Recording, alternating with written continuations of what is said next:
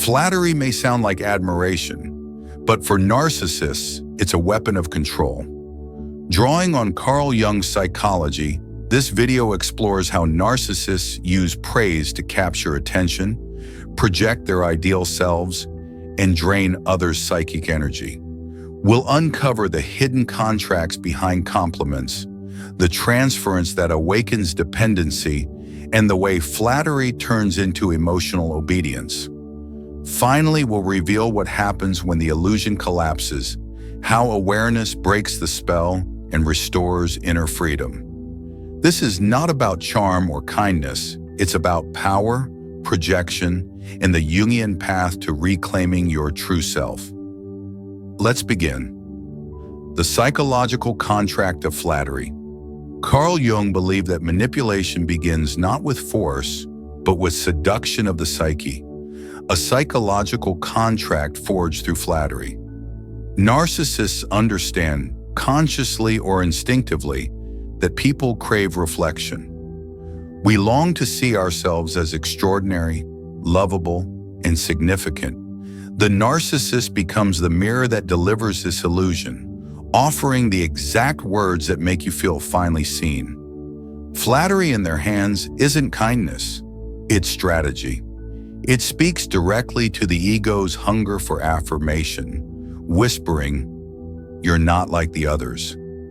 This triggers an emotional response deeper than reason, a mixture of relief, pride, and dependency. Jung described this as an exchange of psychic energy. The narcissist gives attention and in return gains influence over your emotional world. The flattered person unconsciously signs an invisible contract.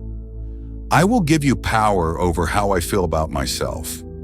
Unlike ordinary compliments, narcissistic flattery has an agenda. It idealizes the target to gain entry into their psyche. Once that bond forms, it can be used to manipulate behavior. Jung would have called this a possession by the persona, the mask that both people begin to wear. The narcissist projects the role of the admirer or mentor.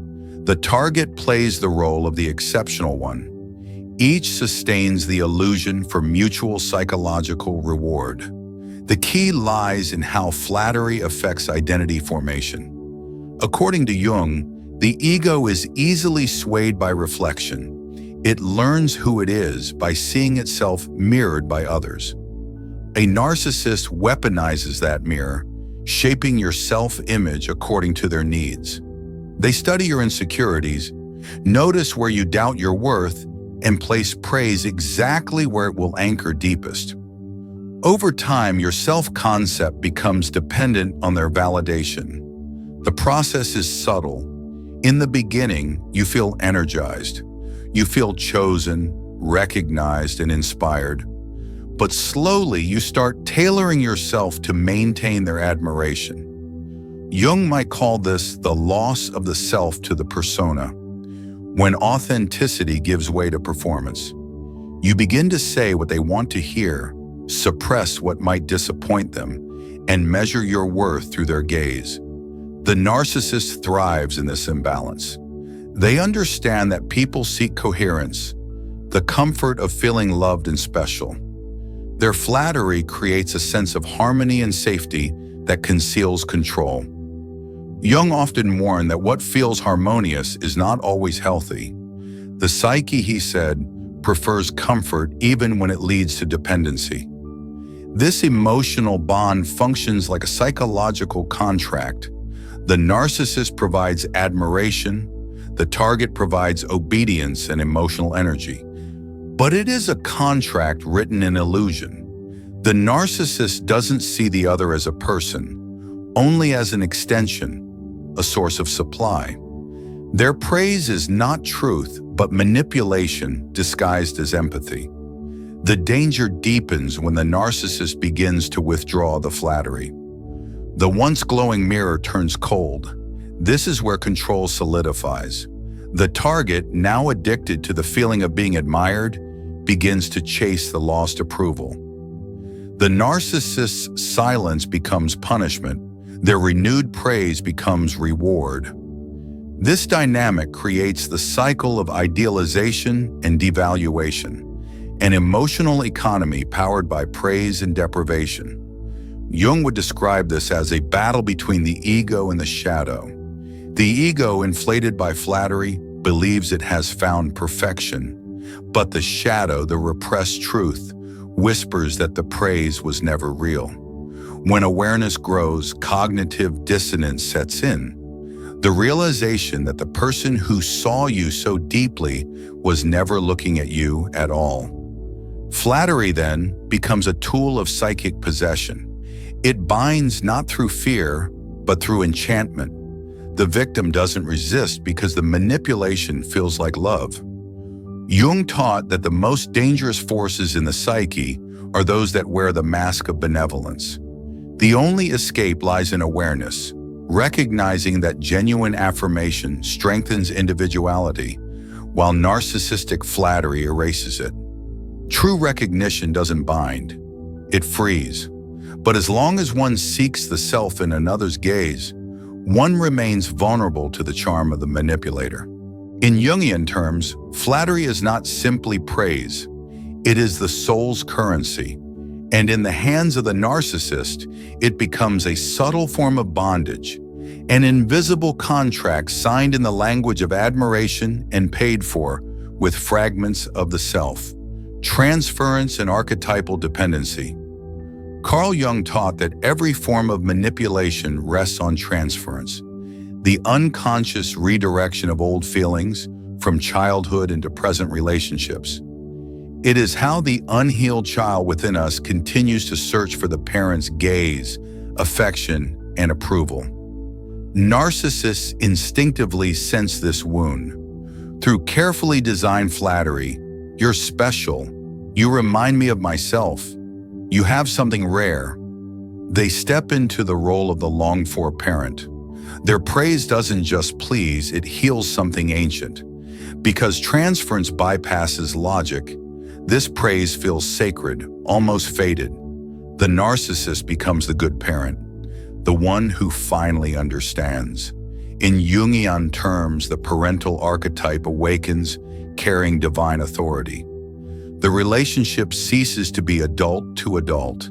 It becomes an inner drama of child and parent. The narcissist shines as the sun, and the other person begins to orbit around that light. Jung observed this same pattern in therapy, where patients projected parental images onto the analyst. A conscious therapist dissolves the transference. A narcissist exploits it. They nurture dependence, not freedom, because emotional regression strengthens their control. Regression is the key mechanism. Once the parental archetype is activated, the adult ego retreats. The target slides into the psychic position of a child who must please to survive. It feels safe at first. Obedience feels like devotion, approval like oxygen, but soon autonomy fades. You begin to measure your words, tone, and emotions against how they will be received. Disagreement feels like danger. Withdrawal of affection feels like abandonment. Jung called this a reactivation of the child ego, a reversal of growth. The narcissist's moods dictate your emotions. Their silence feels punishing. Their praise feels redemptive. Flattery becomes a lullaby that keeps the adult self asleep. "You're the only one who truly understands me. You feel chosen and cherished, but have actually been assigned a role. The favored child, the confidant, the mirror. And deviation from that role brings punishment. When you question or withdraw, the good parent mask cracks, revealing the shadow, the devouring parent beneath. Every ideal hides its opposite. The once adoring narcissist turns cold, angry, or contemptuous. This cycle of idealization and devaluation is not random, but archetypal polarity. The same energy that once nourished now consumes. Because transference is unconscious, victims often blame themselves. "I must have done something wrong." Jung described this as possession by an archetype, both people trapped in mythic roles, the omnipotent giver and the dependent receiver. Neither sees the other as human. They act out an ancient pattern of domination and need. Freedom begins with recognition. You must see that the narcissist is not the lost parent or redeemer, but a flawed human being. That awareness breaks the spell of transference, but also exposes a deeper truth. Your craving for validation is not about them. It belongs to your inner child. Jung described the child archetype as both innocent and creative, yet dangerous when hijacked by manipulation. Narcissists exploit this archetype through praise. Stay with me and you'll always be special. The child believes it because, to the child, being special means being loved. Even intelligent, self-aware adults succumb to this dynamic because it taps into the oldest emotional circuitry. A little warmth withdrawn creates panic. A little praise restores loyalty. Logic can't override the body's memory that approval equals safety. In Jungian analysis, liberation begins when you see the transference. You realize that the craving for the narcissist's attention is a reflection of your own unmet need for parental affirmation. The projection dissolves and the energy you once gave them returns to you, becoming the fuel for individuation, the process of becoming whole. For the narcissist, this withdrawal feels catastrophic. Their power depends on maintaining the transference. When you stop behaving like the child, they lose their throne as the parent. They may retaliate, accusing you of coldness or betrayal, to reactivate guilt and dependence. But once you see the pattern clearly, their flattery loses its magic. You recognize that it was never love, only control disguised as devotion. In Jung's view, individuation requires this awakening, the courage to face the false parent and reclaim the projection. Only then does your energy return to its rightful center, the self, the source of authentic worth and freedom no narcissist can steal. The shadow and the mirror of control. In Jungian psychology, every person carries a shadow, the hidden part of the psyche containing traits we deny, repress, or project onto others. Narcissists, however, refuse to confront their own shadow. They cannot bear to see flaws, weakness, or vulnerability within themselves. Instead, they project that darkness outward and use flattery as both a mask and a weapon to maintain the illusion of perfection. To Jung, this is a form of psychic defense. By idealizing others, narcissists keep their own insecurities at bay. The moment they flatter someone, they are secretly saying, "You will hold what I cannot face in myself." When they call you brilliant or exceptional, they are transferring their idealized self-image into you. You become the mirror in which they can admire their fantasy self. This is not connection, it is control through projection. Flattery, then, is not generosity, it's camouflage. It hides the shadow, both from the narcissist and the target.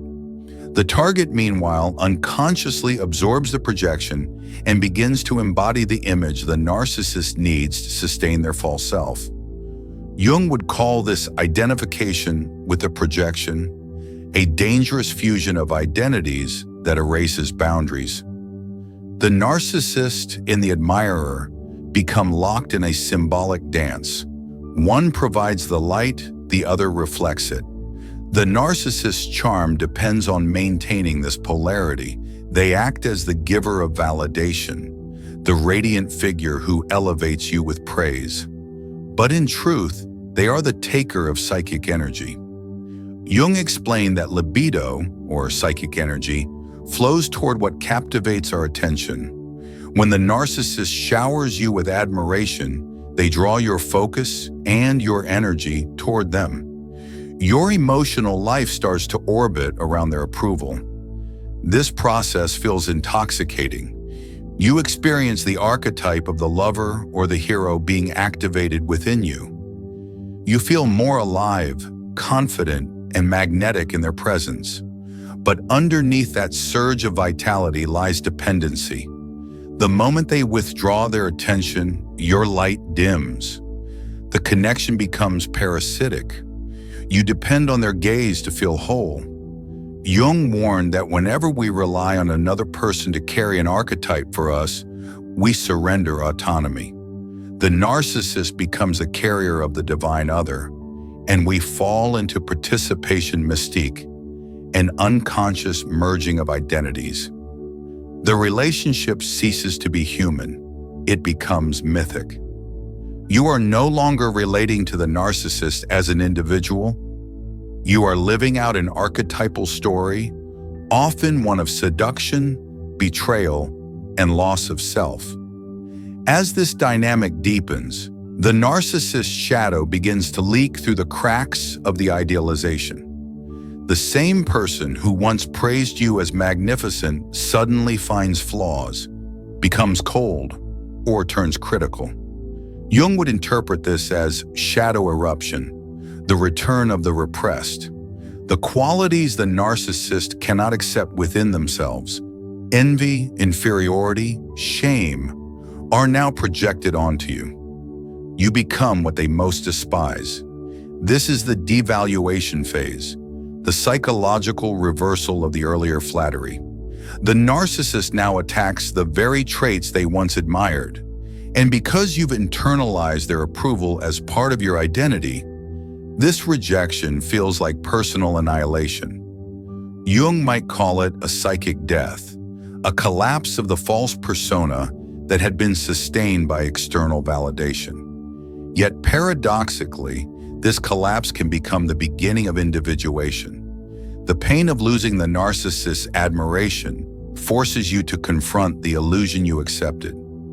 You begin to see that what felt like love was projection, what felt like connection was dependency. In reclaiming your pain, you also reclaim your shadow, your right to be imperfect, human, and self-defining. Jung believed that individuation, the integration of light and shadow, requires the courage to withdraw projections. When you stop carrying the narcissist's fantasy, their control dissolves. The mirror shatters. They can no longer feed on your reflection because you no longer serve as their projection screen. For the narcissist, this is intolerable. Losing the mirror means confronting their emptiness. That's why they often attempt to re-engage through renewed flattery or guilt. But once awareness has dawned, the spell weakens. You recognize flattery for what it is, a lure to re-establish psychic possession. In Jungian terms, liberation comes through shadow integration, acknowledging both the part of you that longed to be adored and the part that feared rejection. Once you embrace those fragments, you no longer need the narcissist's validation.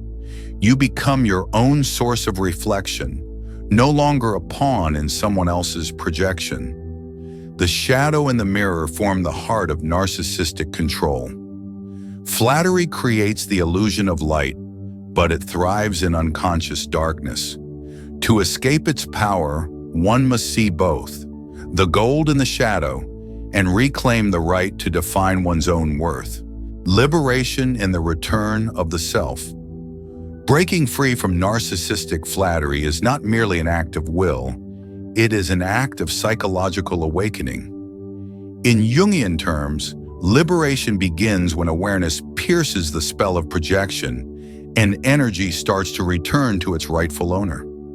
The victim, once enchanted by the narcissist's praise, begins to see the pattern for what it is, a cycle of idealization and dependency disguised as love. At first, the realization is disorienting.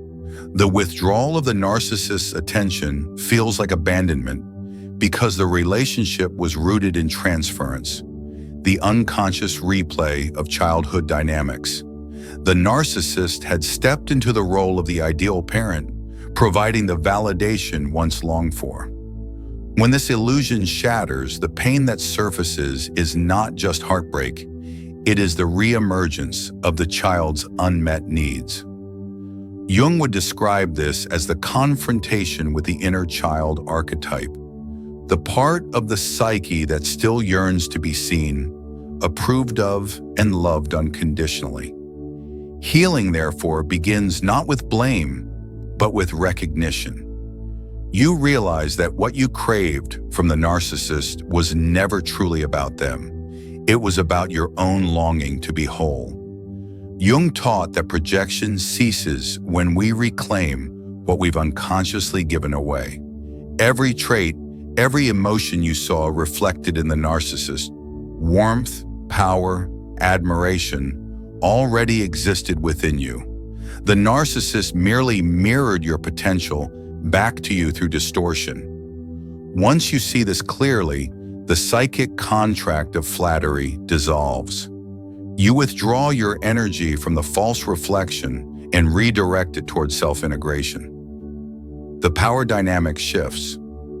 The narcissist no longer holds the keys to your worth. Jung would call this the reclamation of libido, the return of psychic energy to the true self. This moment, though painful, marks the beginning of individuation, the process of becoming whole and autonomous. However, freedom does not come without struggle. When you pull away, the narcissist senses the loss of control and often reacts with manipulation, renewed flattery, guilt, or anger. They may accuse you of being ungrateful or distant, attempting to reignite the emotional dependency that once bound you. Jung would interpret this as the narcissist's fear of psychic death, the collapse of their inflated persona when deprived of external reflection. Resisting re-engagement requires emotional grounding. You must learn to sit with emptiness, to feel the absence of their gaze without rushing to fill it. In that stillness, you begin to reconnect with your own inner authority. Jung often said that true growth arises from holding the tension between opposites, between love and pain, attachment and autonomy, illusion and truth. Through this tension, new consciousness is born. The task now is integration. You must bring together all the fragments of the psyche that were split by the narcissistic bond, the idealized self that basked in praise, the wounded child that feared rejection, and the emerging adult self that seeks authenticity. When these parts unite, flattery loses its allure because it no longer fills an inner void. The individual who has faced the shadow no longer needs external affirmation to feel real. Jung would call this stage the return of the self, the restoration of inner wholeness. The person no longer seeks the parent in others. They become the nurturer of their own soul. The energy that once flowed outward in search of recognition now circulates inward, strengthening creativity, intuition, and self-trust. Freedom from narcissistic flattery is, in essence, a spiritual rebirth. It transforms the victim into an observer and the observer into a creator. You no longer react to praise as a command. You receive it with discernment. Compliments no longer define your worth.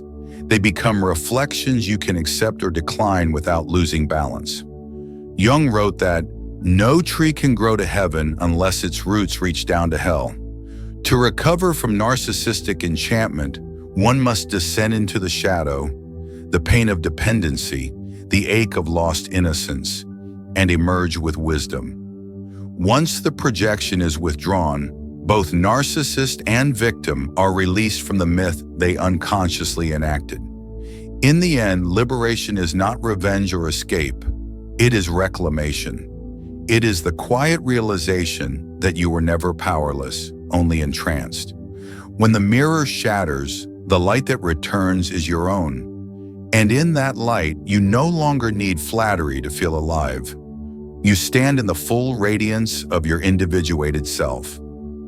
Conclusion. In the end, narcissistic flattery is not love. It's a spell that binds through praise. Jung teaches that awareness is the antidote. When you see the projection, the power dissolves. Every time you pause before responding to a compliment, you reclaim your psychic energy and step closer to individuation. the freedom of being whole and self-defined. Thank you for watching.